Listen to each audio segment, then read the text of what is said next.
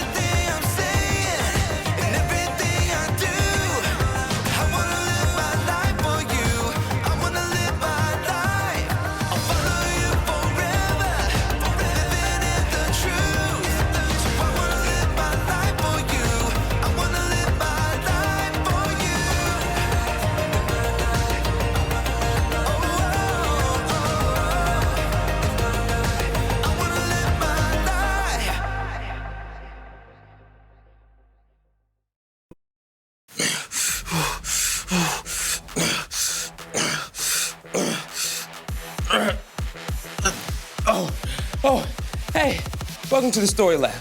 This week we're talking about commitment while we take a look at a word picture so good, you might just say it's enlightening. Whew.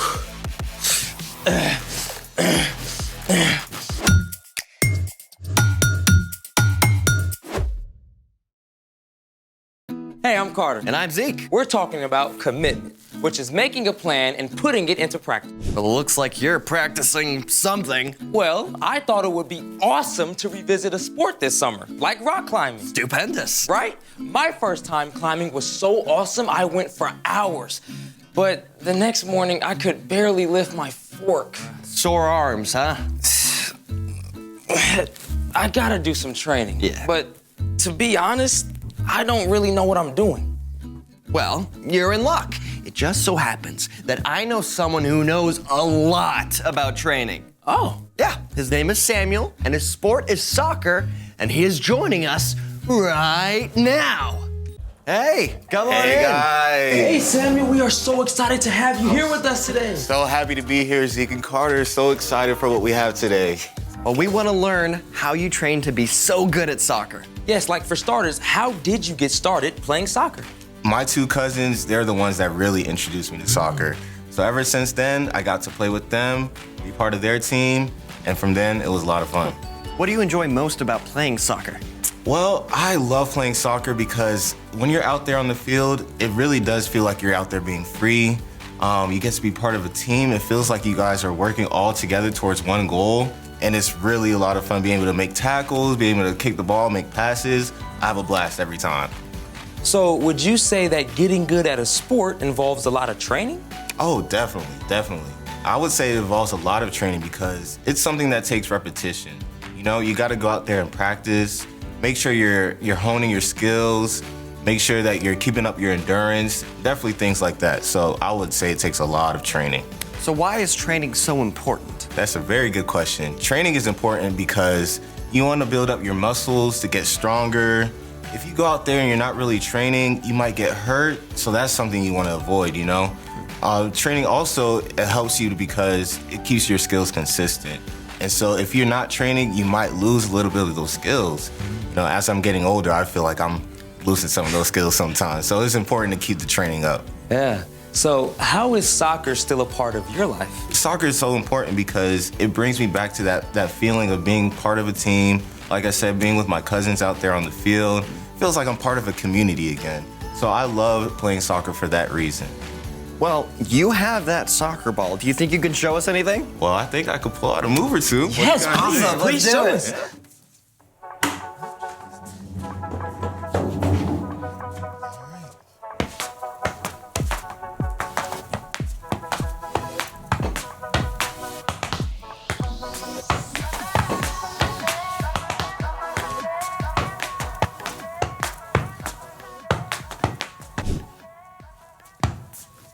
Samuel, that was so amazing. That was incredible.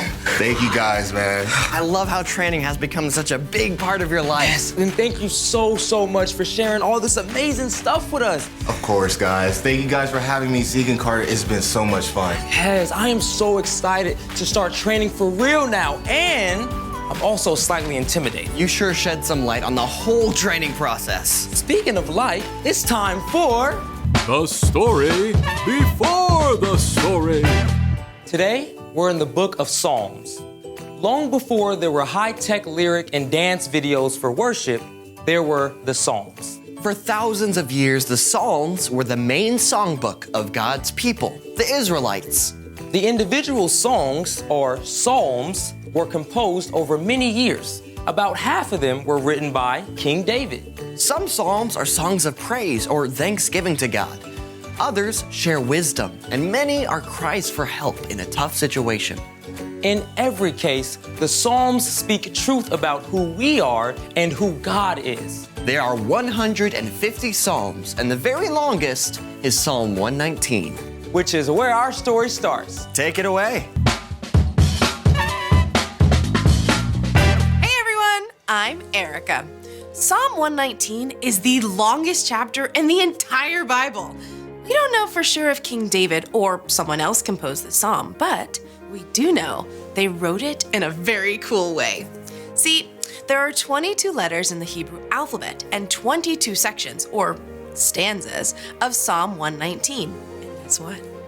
Each stanza starts with a different letter of the Hebrew alphabet. It's what we call an acrostic. The psalm starts out like this. Blessed are those who live without blame. They live in keeping with the law of the Lord. Over and over, Psalm 119 shares how valuable and beautiful God's words are. They are said to be sweeter than honey and better than thousands of pieces of gold and silver. In verse 105, the psalmist writes, Your word is like a lamp that shows me the way. It is like a light that guides me. That is an amazing word picture. But to understand it, you need to put yourself in the sandals of someone from the psalmist's time. See, for most of us, light is really easy, even if it's dark outside. All you have to do is flip a switch and voila! All the light you need. But at the time the psalmist was writing, there was no electricity. On days when there was no moon, when it got dark, it got dark. There were no street lights or bright lights from cities or towns. It was can't see your hand in front of your face dark. Can you imagine trying to go anywhere at night? It's pitch black, and all you can do is guess where to put your foot for the next step and hope it's not a nest of poisonous vipers. Lights, please! Thankfully, people did have oil lamps. Now, this may not seem like a lot of light to us, but to people with no electricity, this was the most beautiful warm glow, especially on a moonless night. By this light, you could see where it was safe to put your foot. You could see which way to go when you got to a turn in the road. In the same way, the psalmist wrote that God's word can be like a light, showing us how to make wise choices when things in life seem dark and confusing. We live in a broken world. Whether your life seems really great or kind of hard right now, you will face tough decisions. You will deal with difficult things at school or home. But God's word, the Bible, is always available to help you make the wise choice. Maybe your friend tripped you by accident and you're really mad. We find in Ephesians, be kind and tender to one another. Forgive one another, just as God forgave you, because of what Christ has done. Or maybe your little sister is driving you nuts asking to play and you just want to yell at her. But we read in James, everyone should be quick to listen, but they should be slow to speak. They should be slow to get angry. The very best way to make God's word a light in your life is to make God's word a part of your life. Read it, memorize it, talk about it. The more God's word shines like a lamp in your life, the more it will shine through you to light the way for those around you. The end. I, for one, am thankful we now have these Instead of these. Bright light is a lot easier to come by these days, but we still need the light of God's word just as much as the psalmist did. So, what's our part in the story? Great question. God's word can shine a light on everything in our lives that is hard and confusing. But that only happens when we practice hearing from God. like with our ears? Some people have actually heard God's voice out loud, but usually God doesn't speak in a way we can hear with our ears. The best place to start is where the psalmist starts, with God's word. The Bible. Exactly. You can make it a habit to listen on an app, read it online, or make notes in your own Bible. When you ask God for help, God can make those words come alive for you and cause certain words and ideas to stand out to you. As we read, we can see how Jesus lived and follow his example. And you can memorize verses too, when God can bring those words to mind right when you need them. Another way to hear from God is through wise people who love you and love Jesus. They can share with you the wisdom they've learned from God. It could be your parents, a small group leader, or even a coach. Exactly, that's right. And God can also speak directly to your heart and mind through words and images, especially when you take time to be quiet. It might just be a thought that seems wiser or kinder than what you usually think, or a creative way to solve a problem. How do I know it's not just me?